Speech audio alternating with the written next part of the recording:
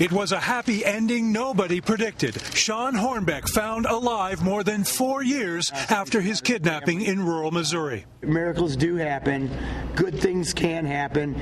They don't always end bad. The nightmare started in 2002. Shawn, then 11, virtually vanished while riding his bike. Exhaustive searches turned up no leads. There was little hope. I just have to keep telling myself that he is okay.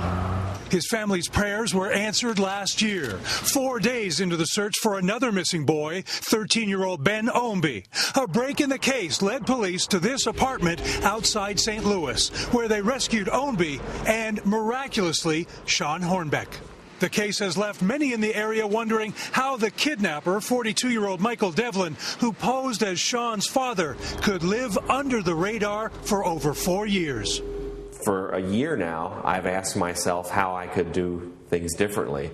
I don't run DNA checks on my tenants and who they say their kids are. The apartment where Devlin held Shawn captive remains unrented, and the landlord plans to sell. The building is pretty much a physical reminder of the story. Not far away, the owner of the pizza parlor where Devlin works still searches his memory for anything that might have tipped him off. The whole episode was just an absolute shock. Mike Prosperi had known Devlin more than 20 years. It looks like it's a Norman Rockwell existence, when actually people can be leading a Norman Bates lifestyle and stuff, and you never know. Since his rescue, Shawn, now 16, has been relishing life as a normal teenager. Although he does not talk publicly about his ordeal, his foundation works tirelessly on behalf of missing children. Although most of these cases don't turn out with a happy ending, I always say don't assume that your child isn't alive. Don't ever give up looking. Don't ever give up hope. 1 year later, Shawn's story remains a symbol of hope.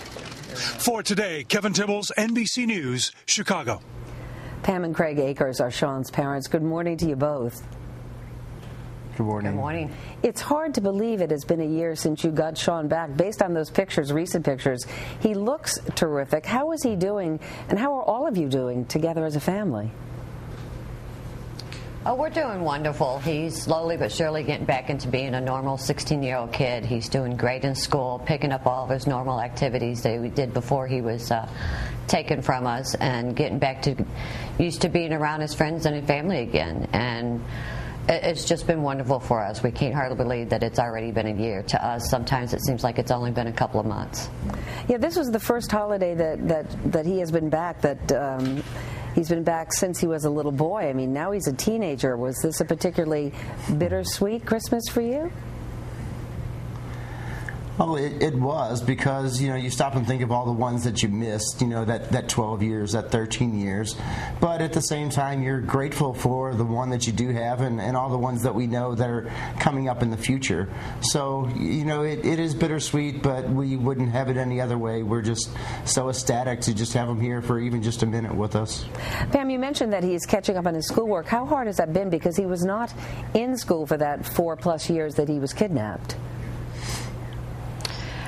He's worked very hard. He worked one-on-one all summer long when most kids were out playing and having their fun. He was having to do his school.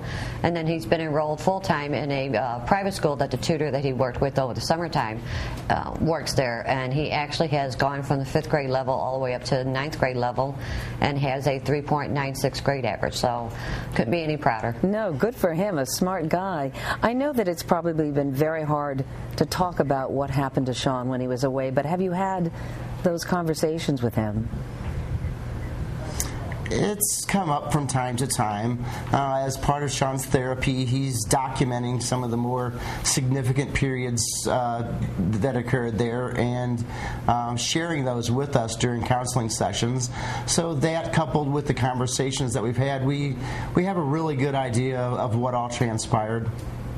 And how do you put that together as a family and move on? How do you make sense of it and deal with it and grow from it? Well, I don't there really isn't any making sense of it. It'll never make sense. It shouldn't make sense. But it is something that you can learn to deal with, learn to cope with. The important thing is remembering that it's not you. It doesn't define you. It's not who you are. It's something that happened that wasn't your fault. And you just have to remember that it's always going to be there. But just keep moving forward, and things will turn out okay. And in this case, that's exactly how things have turned out. Okay. Pam, the man who abducted Shawn and Ben Ownby, for that matter, Michael Devlin, was sentenced to 74 life sentences and over 170 years in a federal prison. Do you think that justice has been served? Justice here on earth has been served as far as much as the law can do. I think they've done everything that they could, and yes, I'm very satisfied that part has happened. True justice will come when his time is up.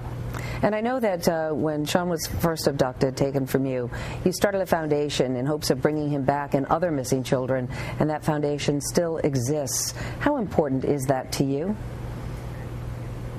It's become an everyday driving force for us. Our ultimate goal is to be able to spend 100% of our time every day doing things for the foundation, for other families, for other missing children, giving parents tools to keep their children safe, teaching children how to be safe.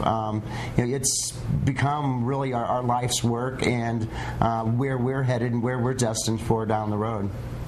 Well, I thank you both for joining us. I know that because of the anniversary, you did not want to come to New York and obviously not bring Shawn. He is staying away from the cameras so that he and you all can heal. And it's so great to see you, and so glad that your journey so far is a very successful one. Pam and Craig Akers, thank you both. Thank you.